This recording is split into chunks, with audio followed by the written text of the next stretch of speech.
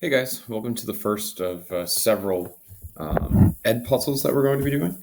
Um, I'm going to be talking about, in this particular one, the elections of 1796 and 1800, which you're hopefully currently reading or about to read an article from the Bill of Rights Foundation on. And we're going to backtrack a little bit to stuff he did with Mr. Mancuso, and we're going to start with Washington's farewell address. At the end of his administration, September 1796, Washington announces that he will not be running for re-election for a third term and gives a very now famous speech, really establishing the precedent of two-term limit for presidents, which will extend all the way until the election of 1940 with FDR. There's really four main themes to his speech. The first was don't get involved in European affairs. Right. Two, no permanent alliances, as he called them. Commerce, temporary alliances in the heat of the moment are okay, but nothing permanent and no permanent involvement in European affairs. Three, no political factions, which he saw brewing within his cabinet over fights over things like the National Bank. And then lastly, avoid sectionalism.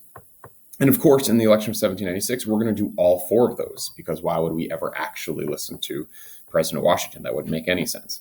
And what we get in 1796 is the emergence of two political parties, the Federalists and the Democrat Republicans. And really going to break down each political party very quickly, just as a review. Remember, Federalists, the followers of Alexander Hamilton. He was the face of the party. He was the party leader. They generally catered to the rich, landowning, educated folk of New England. They had a very loose interpretation of the Constitution. If you remember, that means that they believe that unless it's specifically not written in the Constitution, then it is allowed. And we're going to see how that plays in, particularly with the National Bank in Jefferson's administration. Hamilton foresaw the country rising through industrial manufacturing. He thought it was important to provide protective tariffs for American industry and a central national bank that could handle currency and adopt state debts. And generally speaking, when it came to foreign alliances, he thought he was an Anglophile. Most Federalists believed in an alliance with Great Britain if necessary. Democrat Republicans, they're the followers of Thomas Jefferson. They believed in a democracy of both the informed and the uneducated, which generally speaking were the yeoman farmers of the South and West that the Republicans catered to. They have a very strict interpretation of the Constitution, meaning unless it specifically says it can be done, it cannot happen according to the federal government, because they believed that the states were superior to the federal government. Right? Jefferson, the famous quote, "Government governs best that governs least." Right, an agricultural economy and a laissez-faire government attitude toward business, meaning government shouldn't do anything and get in the way of it, right? It should just stay out of it and let Americans figure it out for themselves, particularly the farming industry. And the opposite of the Hamiltonians, the Democrat Republicans are Francophiles. Jefferson in particular believed in the values of the French Revolution, right? So you've got these two competing ideologies existing within Washington's cabinet, and he sees this building, and it'll culminate in the election of 1796. And the big issue is the bank, right? And during Washington's administration, the bank is passed and it is allowed. Washington wasn't sure what to do with it or not. And ultimately, a compromise is made that in exchange for a national bank, the capital will be moved from New York City to somewhere in the South. Eventually, it will be built right in Washington, D.C., and Jefferson will be the first president in 1801 to live in Washington, D.C. Now, we're going to move to the election of 1796 now that we have these two competing ideologies and we hopefully understand them. Right? We knew this was going to be a monumental one, replacing Washington, whoever it was going to be. And the two guys, as you can see on the screen, were Jefferson and Adams. It wasn't Hamilton, even though Hamilton was the head of the party. The concern was that he was a little too radical in his views in the National Bank. And he had infamously, called to the presidency. He believed it should be a monarchy for life, which terrified Americans. So instead, the Federalists nominate John Adams. At the time, you don't campaign. That's not what you do. You have basically your newspapers and your minions do all the work for you, trying to get the electors from each state to vote for you. Really, the national popular vote didn't matter at all at this time. It was an incredibly close election.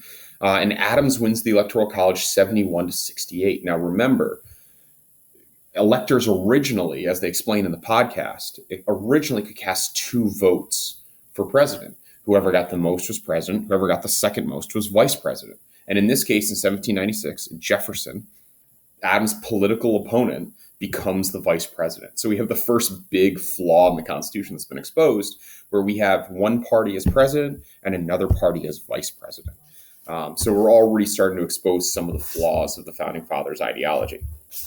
Although remember, they did not think parties would be a thing. Immediately upon taking office, Adams is faced with a potential threat of war with what was at one time their ally, France. Right? Remember, France had helped us tremendously during the American Revolution.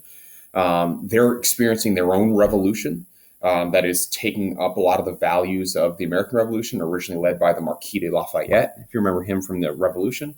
And the French are pissed about Jay's Treaty, right? And that's this treaty that was signed between the United States and France, named for John Jay, that really just encouraged trade solely between the United States and Great Britain in order to make sure Great Britain doesn't invade us again. So in anger and retribution for that, the French start seizing American ships that they find in French harbors and in European waters. And immediately, Adams is faced with his first threat as chief diplomat and decides to send 3 of his best men to Paris to negotiate with the French government. But if you remember in the podcast, Jefferson has been working behind the scenes the whole time and really convinces the French not to deal with Adams, right? Don't negotiate with him. Jefferson, you probably have a very different view of Jefferson after hearing this. A lot more cunning of an individual than maybe he was led to believe in most history classes. And as a result, we get what's called the XYZ affair, right? These 3 officers, American diplomats, are intercepted, if you will, by agents X, Y, and Z. And they demand a $250,000 bribe and a $10 million loan to grease the wheels before negotiation happens. And this is something that happened all the time in Europe, but Americans really were not privy to it. And of course, their names were agents X, Y, and Z. That's why we get those names, right? Adams immediately gets note of this and is pissed. And he responds by building up the Navy and really stirring up a lot of anti-French and eventually anti-Republican hysteria in what's called the Quasi-War. And the Quasi-War is just this kind of fake pseudo-naval war that happens. Nothing really big happens between France and the United States, but we do fire on some of their ships. The war isn't important, but what is the precedent that Adams sets with what we call wartime powers.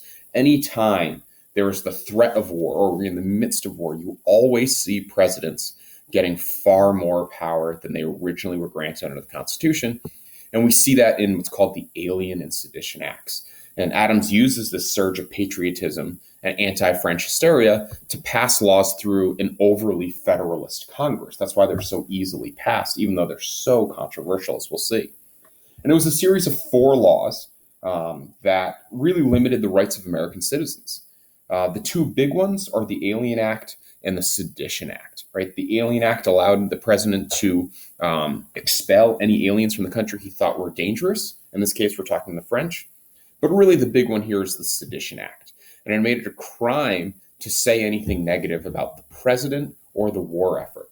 It did not say anything about the vice president. And this was intentionally done as a means to silence any Republican opposition. And as a result, several Republican supporters of Jefferson are arrested and thrown in jail. The most famous one being Matthew Lyon, right, from your vocab, who was actually reelected to Congress from his jail cell. And as you can see on this political cartoon here, right, as the gag rulers would have it, you have the Sedition Acts, which this is a much later cartoon, but the same idea applies, right, going after basic American liberties that are meant to be protected under the Constitution. And the question is, many Americans had, including the Republicans, is this constitutional? How can the president do this? Well, remember, it was passed through a law from Congress. So really, it's not up to the president. But we don't really have any way of deeming or determining constitutionality of bills yet. That just hasn't happened. We'll get to that in the Jefferson administration. So Jefferson, who remember is the vice president at the time, and James Madison, who was the other big Republican leader, decide to take it upon themselves to solve this issue. And they write the Virginia and Kentucky resolutions. And basically, it's a promise by each of these states, and really all of the southern states as well that were Republican voiced, um, that it should be up to states to determine constitutionality of federal laws. And if they think a law is unconstitutional, they can nullify it or make it null and void and literally not listen to the law. And this is the biggest assertion so far of what we call states' rights. Right? The 10th Amendment guarantees that if it's not written in the Constitution, it's up to the states to decide. And this is the most extreme application of that so far, and really an interesting long-term cause of the American Civil War. And that's really it for Adams' administration. He really doesn't have a lot that goes on. But 1800 is really the election that starts to change a lot of things, both from a constitutional perspective, but also from a political party perspective, because 1796 is the last of the Federalist elections. And what we're going to begin is a run of Republican presidents. Again, not the Republicans of today, but of the time period. So in 1800, we have a rematch between Adams and Jefferson again. And really the party starts to turn away from John Adams, particularly because Alexander Hamilton just doesn't think he's very useful and isn't going to win. So he'd rather focus with someone else. And if he says, don't worry about Adams, then Adams won't have the support of the party. Thomas Jefferson, on the other hand, chose Aaron Burr, a New York snake, as your podcast calls him, who really will do anything to win and is able to get a lot of votes in support of Jefferson. So he's rewarded with the vice presidency. After the votes are taken, we have a tie.